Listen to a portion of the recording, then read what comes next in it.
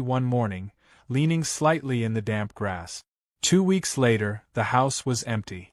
I saw the moving truck arrive, driven by professionals and supervised by a woman who didn't look anything like Karen.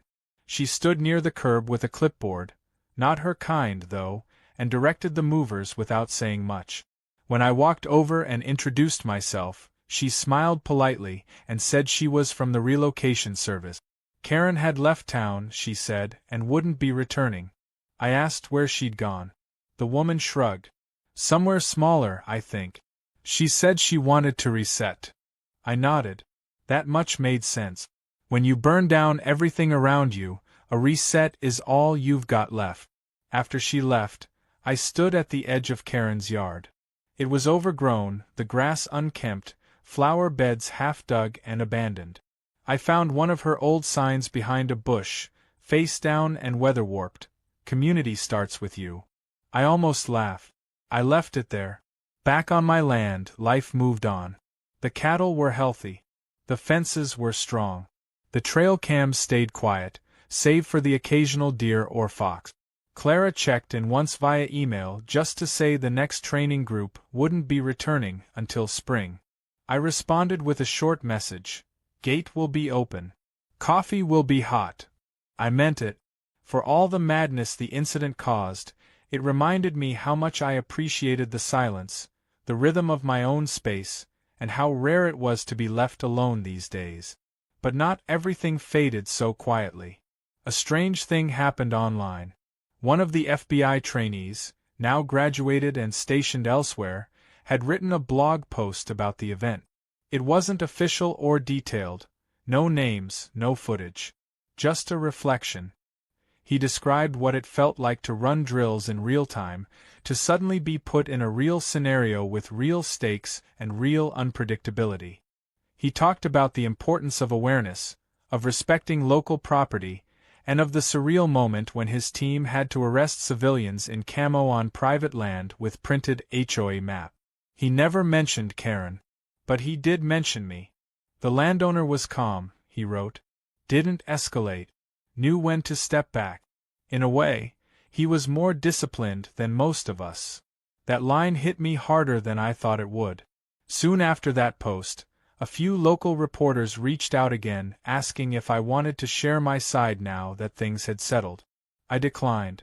I didn't need to retell the story. The people who needed to know already knew. The people who didn't would forget about it by next month. But one thing I did do was make a quiet change on the property. At the entrance gate, beneath the usual private property sign, I added a small brass plaque. Nothing flashy. Just a line etched clean. This land is watched, protected, and respected. Please return the favor. Some weekends I still get curious visitors. Not many. Usually folks from nearby towns who heard some version of the story and want to see where it happened. I don't turn them away, but I don't roll out the red carpet either. If they're respectful, I point them toward the ridge. If they're not, I point them back to the road. No arguments, no explanations, just lines that don't move anymore. One afternoon, I saw a family walking near the northern trail. A father, a daughter, and a dog with more energy than common sense. I watched from the porch for a while, unsure if they knew where they were. Eventually, the father noticed me and waved, looking sheepish. I walked over and asked if they were lost. He apologized immediately and said they'd heard about the area and wanted to show their daughter what standing your ground looks like. I blinked.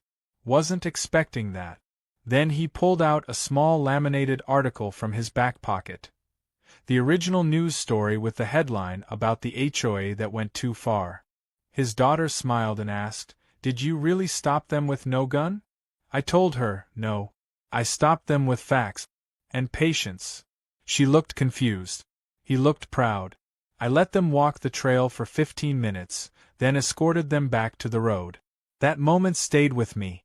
Not because it was dramatic, but because it reminded me that sometimes doing the right thing echoes far beyond the boundary lines you're defending.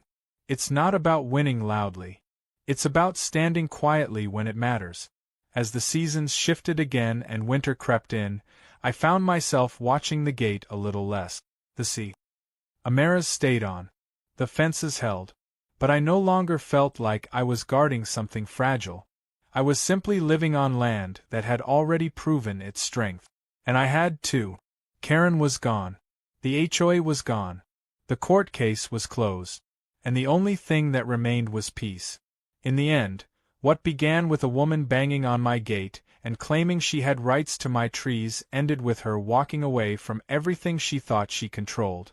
What started as a trespass turned into a lesson in consequences. Not just for her, but for anyone who thought authority could be printed on a flyer and shouted through a megaphone. The land didn't change. It didn't need to. But I did. I became more certain, more rooted, and far more aware of how thin the line is between neighborly and entitled, between order and chaos, between nonsense and law.